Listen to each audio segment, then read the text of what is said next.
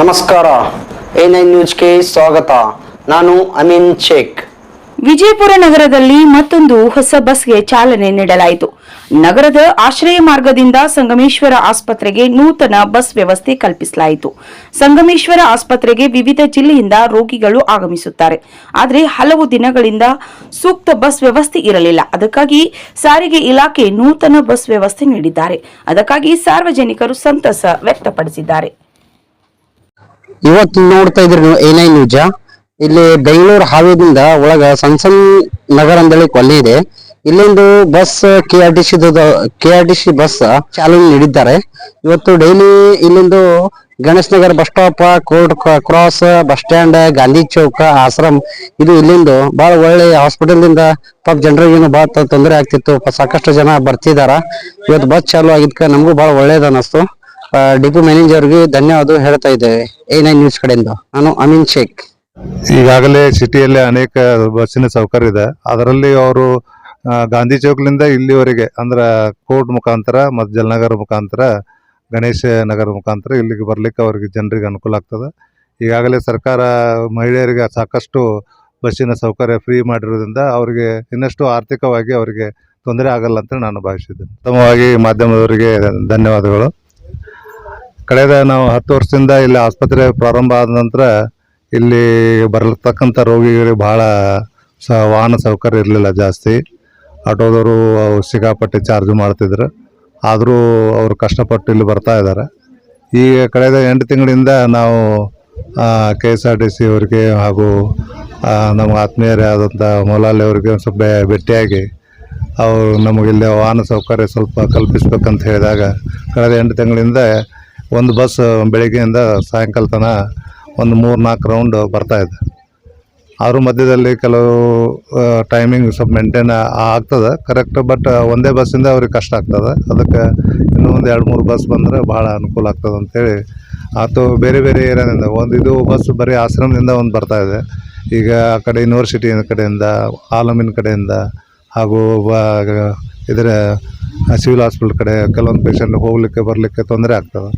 ಆ ಕಡೆ ರೂಟಿಂದ ಕೆಲವೊಂದು ಬಸ್ ಬಂದ್ರೆ ನಮಗೆ ಅನುಕೂಲ ಆಗ್ತದೆ ಅಂಥೇಳಿ ಭಾಳ ಹೆಮ್ಮೆಯಿಂದ ಹೇಳಲಿಕ್ಕೆ ಇಚ್ಛೆಪಡ್ತೀನಿ. ಅರ್ಜಿ ಕೊಟ್ಟಿದ್ದಕ್ಕೆ ನಿಮ್ಮೊಂದು KRTCದವರು ಬೆಂಬಲ ಕೊಟ್ಟಿದ್ದಾರೆ. ಅವರು ಅದಕ್ಕೆಲ್ಲ ಒಳ್ಳೆಯ ಸಹಕಾರ ಕೊಟ್ಟಿದ್ದಾರೆ. ಅದಕ್ಕೆ ಅವ್ರಿಗೆ ಪ್ರಥಮವಾಗಿ ಅವ್ರಿಗೆ ಧನ್ಯವಾದಗಳನ್ನು ಹೇಳಲಿಕ್ಕೆ ಇಚ್ಛೆಪಡ್ತಾರೆ.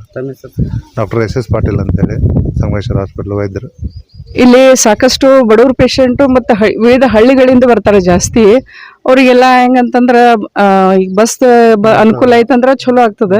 ಈಗ ಆಟೋದಿಂದ ಬರ್ಬೇಕಂತಂದ್ರೆ ಅವ್ರು ಮತ್ತೊಂದು ಹೋಗ್ತಾವ ಒಂದು 200 ಬರ್ತಾವ, ಒಂದು 200 ಮತ್ತೊಂದು 400-500 ರೂಪಾಯಿ ಬರೀ ಆಟೋಕ್ಕೆ ಕೊಡಬೇಕಾಗ್ತದೆ ಅವರು. ಸೊ ಇದು KSRTC ಬಸ್ ಬರೋದ್ರಿಂದ ಅವರಿಗೆ ಬಡವರಿಗೆ ಭಾಳ ಅನುಕೂಲ ಆಗ್ತದೆ. ಮತ್ತೀಗ ಆಪರೇಷನ್ ಪೇಷಂಟ್ಗಳು ಹೋಗ್ಬೇಕಾದ್ರೆ ಅವ್ರಿಗೆ ಭಾಳ ತೊಂದರೆ ಆಗ್ತದೆ. ಈಗ ಅವ್ರಿಗೆ ಹೋಗ್ಲಿಕ್ಕೆ ಬೇರೆ ಊರಿಂದ ಬಂದಿರ್ತಾರೆ, ಅವರಿಗೆ ಹೋಗ್ಲಿಕ್ಕೆ ಬಸ್ ಫೆಸಿಲಿಟಿ ಇರೋಂಗಿಲ್ಲ. ಅವ್ರು ಅಲ್ಲಿ ಹೋಗಿ ಆಟೋ ತೊಗೊಂಡ್ಬಂದು ಮತ್ತೆ ವಾಪಸ್ ಹೋಗಬೇಕು, ಅದಕ್ಕೆ ಮತ್ತೆ ಡಬಲ್ ಕೊಡಬೇಕು ಅವರು. ಸೊ ಹಿಂಗಂದ್ರೆ ಈಗ KSRTC ಬಸ್ ಇರೋದ್ರಿಂದ ಅವರು ನಾವು ಡಿಸ್ಚಾರ್ಜ್ ಮಾಡೋ ಟೈಮ್ಗೆ ಅವ್ರು ಬಂದರು ಅಂದ್ರೆ ಕಾಯೋದು ಹತ್ತಂಗಿಲ್ಲ. ಅವರು ಹೋಗ್ಲಿಕ್ಕೆ ಅನುಕೂಲ ಆಗ್ತದೆ. ಆಮೇಲೆ ಬರ್ಲಿಕ್ಕೆ ಪೇಷಂಟ್ಗಳು ಚಿಕ್ಕ ಮಕ್ಕಳು ಬರ್ತಿರ್ತಾರೆ, ಅಂಗವಿಕಲರು ಬರ್ತಿರ್ತಾರೆ, ವೃದ್ಧರು ಬರ್ತಿರ್ತಾರೆ. ಅವರಿಗೆಲ್ಲ ಅನುಕೂಲ ಆಗ್ತದೆ ಅಂತ ಹೇಳಲಿಕ್ಕೆ ಇಚ್ಛೆ ಪಡ್ತೀವಿ. ಇದು Sonata MCT ring road, Bengaluru ring road. ಹಾಂ, ಬೆಂಗಳೂರು ಹೈವೇ ಸರ್. ಈಗ ಆಶ್ರಮದಿಂದ ಬರುತ್ತೆ ಸರ್.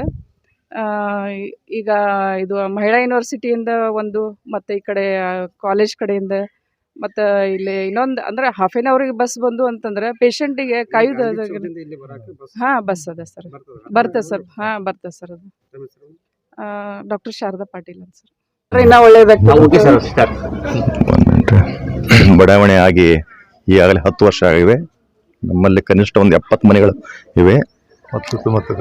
ಸುತ್ತಮುತ್ತ ಬಡಾವಣೆಗಳನ್ನು ಇದ್ದಾವೆ.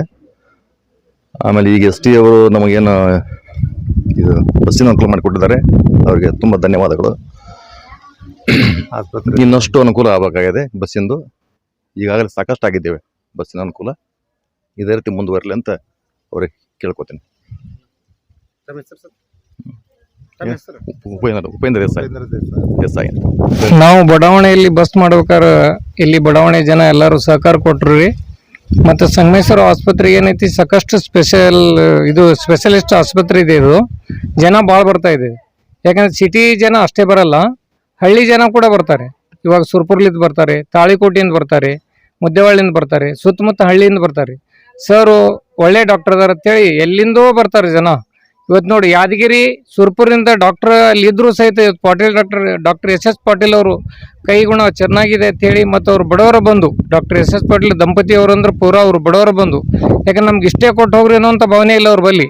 ಯಾಕಂದ್ರೆ ಅವ್ರು ಒಮ್ಮೆ ನನಗೆ ಫೋನ್ ಮಾಡಿ ಹೇಳಿದರು, ಏನು ನೋಡು ದೋಸ್ತ್ ನನಗೊಂದು ಇಲ್ಲಿ ಗಾಡಿ ಬೇಕಾಗ್ಯದ, ಪ್ರಯಾಣಿಕರಿಗೆ ಇಲ್ಲಿ ಏನೈತಿ ಆಟೋಕ್ಕೆ 200 ರೂಪಾಯಿ 300 ರೂಪಾಯಿ ಕೊಟ್ಟು ಹೋಗಕತ್ತಾರ. ನಾನು ನಮ್ಮ ಮೇಲಧಿಕಾರಿಗಳಿಗೆ ನಾನು ತಿಳಿಸಿ ಸರ್ ಕೈಲಿ ಲೆಟರ್ ತೊಗೊಂಡು, ಸರ್ ಒಂದರ ಬಸ್ ನಮ್ಗೆ ಸಂಗಮೇಶ್ವರ ಆಸ್ಪತ್ರೆ ಸೊನಾಟ ಪ್ರೈಮ್ ಬಡಾವಣೆಗೆ ಬಿಡ್ರಿ ಅನ್ನುವಂಥ ಭಾವನೆ ಹೇಳಿದಾಗ, ಇಲ್ಲ ನೀ ಬಸ್ ಮೊದಲು ಹೋಗಿ ಆಮೇಲೆ ನಾವು ಫಾರ್ಮ್ ಮಾಡಮಂತಾರೆ ನಮ್ಮ ಸಾಹೇಬ್ರು ನಾರಾಯಣಪ್ಪ ಹಿರೇಕುರ್ಬರ್.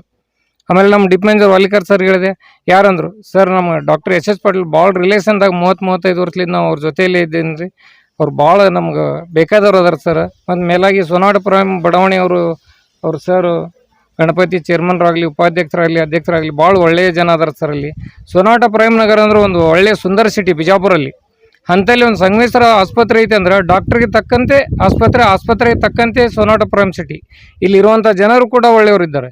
ಈ ಏನಪ್ಪ ಅಂದ್ರೆ ಇಲ್ಲಿ ಮುಂದೆ ಗಿಡ ತೆಗಿಯಾಗಿ ಒಬ್ಬರೇ ನಮ್ಮ ಗಿಡ ತೆಗಿಬೇಡ್ರಿ ಅನ್ನೋಂಥ ಭಾವನೆ ಬರಲಿಲ್ಲ. ಸರ್ ನಮ್ಮ ಬಸ್ ನಮ್ಮ ಮನೆ ಬಳಿ ಬರಲ್ರಿ, ನಮ್ಮ ಬಂದಟ್ಟು ಅನುಕೂಲ ಅನ್ನುವಂಥ ಜನ ಅದಾರ. ಯಾಕಂತ ವೆರಿ VIP ಜನ ಅದಾರ ಇಲ್ಲಿ. ಡಾಕ್ಟರ್ ಪಾಟೀಲ್ ಸರ್ ಇಲ್ಲಿ ದವಾಖಾನೆ ತೆಗೆದು 10 ವರ್ಷ ಆದ್ರೂ ಇಲ್ಲಿ ಬಸ್ಸಿನ ಸೌಕರ್ಯ ಇರಲಿಲ್ಲ. ನಾನು ಡಿಪೋ ಚೇರ್ಮನ್ ಅಂತೇಳಿ ಅನ್ನೋದನ್ನ ಬಡಾವಣೆ ಹೇಳ್ಕೊಳ್ಳಲ್ಲ, ಬಟ್ ನನಗೇನು ಜನಪ್ರಿಯ ನಾಯಕ ಆಗ್ಬೇಕನ್ನೋ ಭಾವನೆ ಭಾಳ ಐತಿ. ಜನರ ಸೇವೆ ಮಾಡ್ಬೇಕು. ನಾವು ರೊಕ್ಕಕ್ಕಾಗಿ ಅಂದ್ರೆ ನೌಕರಿ ಮಾಡಲ್ಲ, ಜನರ ಸೇವೆ, ಬಡವರ ಸೇವೆ. ನಾವು ದವಾಖಾನೆಗೆ ಅಂದ್ರೆ ಮೊದಲೇ ತೊಗೊಂಡು ನಡ್ರಿ ಬಸ್ ಅಂತೀವಿ.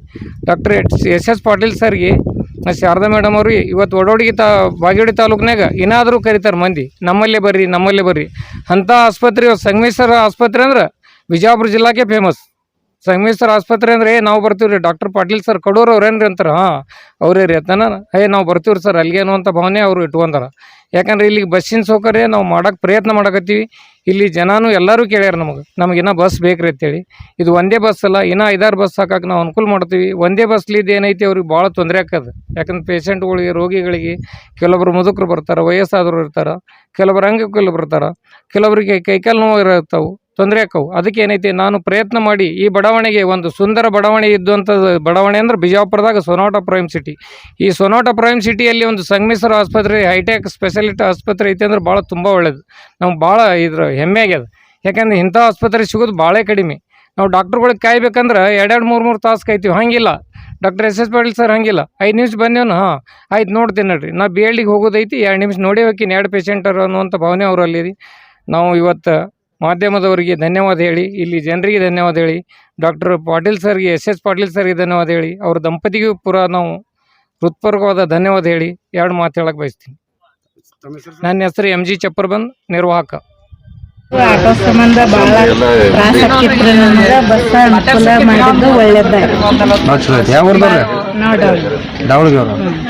ನಮಗೆ ಭಾಳ ಹೆಮ್ಮೆ ಅನ್ಸೈತ್ರಿ, ಭಾಳ ಅನುಕೂಲ ಆಗೈತ್ರಿ, ಖುಷಿ ಆಗೈತ್ರಿ. ಎಲ್ಲಿ ಯಾವ ಊರಿಂದ ಇಲ್ಲಿ ಗಾಂಧಿ ಚೌಕಿಂದ ಬರ್ತಿದ್ರಲ್ಲ? ಗಾಂಧಿ ಚೌಕಿ ಬಸ್ ಸ್ಟ್ಯಾಂಡ್ ಹತ್ರ ಬರ್ತಿದ್ದೇವ್ರಿ. ನಮಗೆ 200-250 ಅಮೌಂಟ್ ಕೇಳ್ತಿದ್ದೇವ್ರಿ. ಇಲ್ಲಿ ರಿಕ್ಷಾ ಅದಾವ್ರಿ. ಇಲ್ಲಿ ಬೈಪಾಸಿಗೆ ಇಳಿದ್ರೆ 50-60 ಕೇಳ್ತಿದ್ದೇವ್ರಿ. ನಮಗೆ ಭಾಳ ಖುಷಿ ಆಗೈತ್ರಿ, ಭಾಳ ಒಳ್ಳೇದಾಯ್ತು. ತಮ್ಮ ಹೆಸರು? ರೇಣುಕಾ.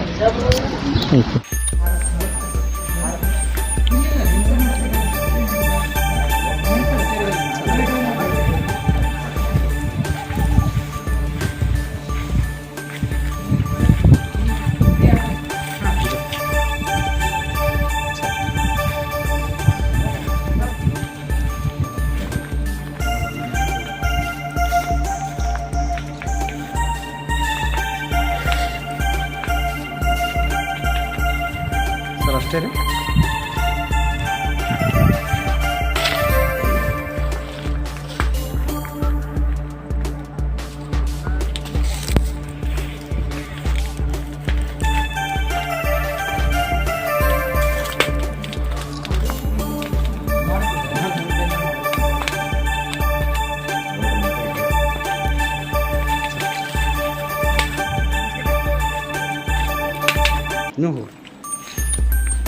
ನೀವು ರೀ